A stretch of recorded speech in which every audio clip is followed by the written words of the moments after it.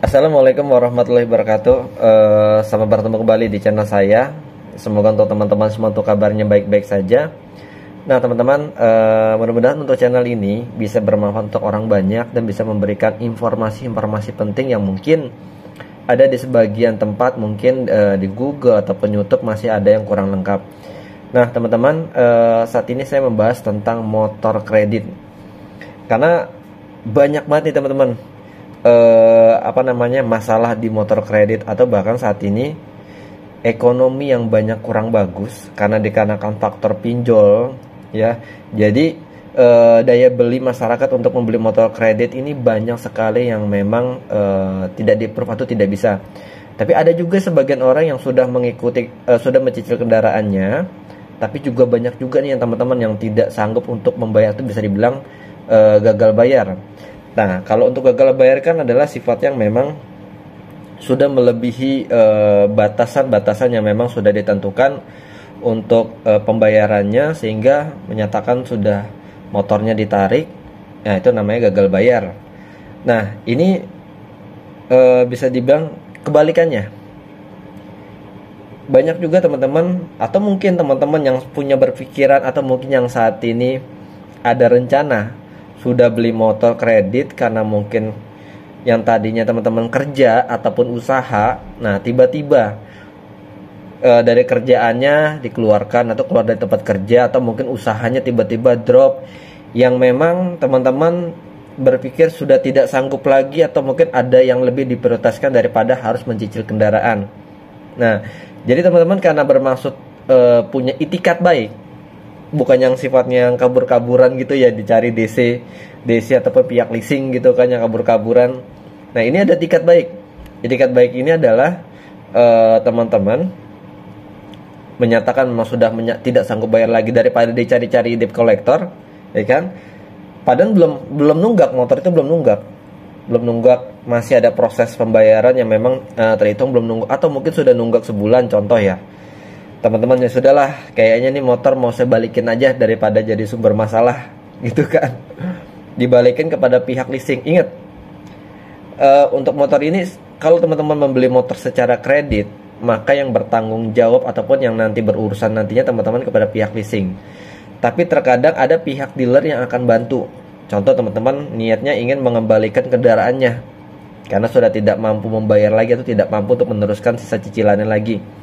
Nah, jadi bahan pertanyaan nih banyak di teman-teman semua adalah, apakah dalam hal itu kita terhitung gagal bayar, atau mungkin BI checking kita bagaimana, buruk atau tidak?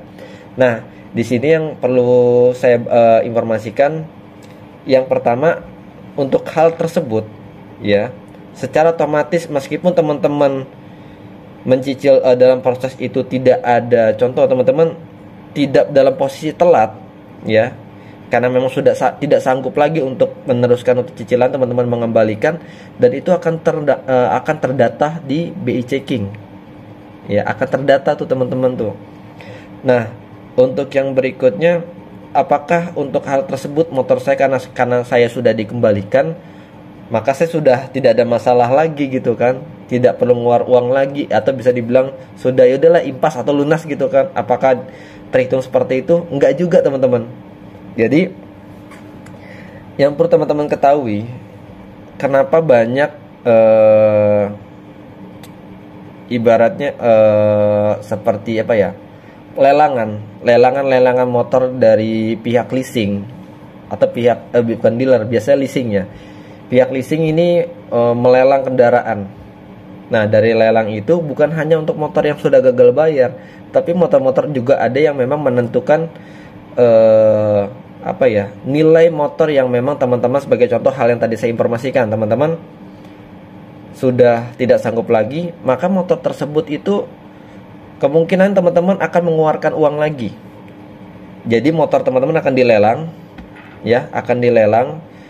Nanti dari hasil lelangan tersebut mendapatkan angka berapa untuk nilainya, dapat berapa dari penjualannya, nanti dihitung dengan jumlah sisa angsuran yang memang belum terbayarkan, ataupun bisa juga ada keringanan, ada potong-potongan yang nantinya hanya pokoknya saja yang memang harus dilunasi. Jadi sebagai contoh, lelangan itu dapat 10 juta. Nah, sisa angsuran teman-teman ini ataupun terhitung yang harus dibayarkan ini masih ada 11 juta lagi. Nah, maka dari hasil lelangan 10 juta itu kan masih ada sisa 1 juta ya teman-teman. Nah, biasanya teman-teman agar masalahnya kelar semua, teman-teman harus membayar sisanya 1 juta. Tetapi status BI checking teman-teman tetap terhitung tuh namanya bukan gagal bayar. Ya, kecuali ya teman-teman sudah dilelang, ada sisa selisih angsuran yang harus dibayarkan, andaikan nilainya harus bayar kepada leasing, andaikan 2 juta lah atau 1 juta. Tapi teman-teman nggak bayar nih, saya nggak mau lah gitu ibaratnya gitu. Nah, itu pun nanti teman-teman akan terhitungnya beda. Bisa dibilang terhitungnya nanti di BI checking itu seperti gagal bayar. Nah, itulah ini sedikit informasi saja buat teman-teman semua yang mungkin ada arah-arah ke sana, mungkin bisa dipertimbangkan lagi. Yang lebih parah ini mungkin kalau motornya mahal, yang pertama. Yang kedua, harga jualnya rendah. Yang ketiga, motor itu masih baru banget.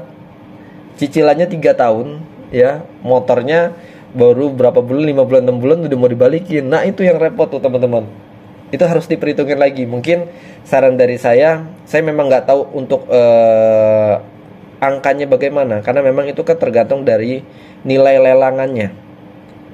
Untuk nantinya apa saja yang nanti dihitung pembayaran, apakah berikut dengan kelebihan nilainya atau mungkin hanya pokoknya saja. Nah, mungkin lebih lengkapnya mungkin teman-teman bisa bernegosiasi dengan pihak leasingnya, diskusi lebih bagusnya bagaimana seperti itu. Kalau memang cukup ya alhamdulillah, dijual di lelang dengan nilai yang memang harus dibayarkan cukup alhamdulillah. Tapi kalau memang tidak cukup ya kemungkinan teman-teman harus membayar.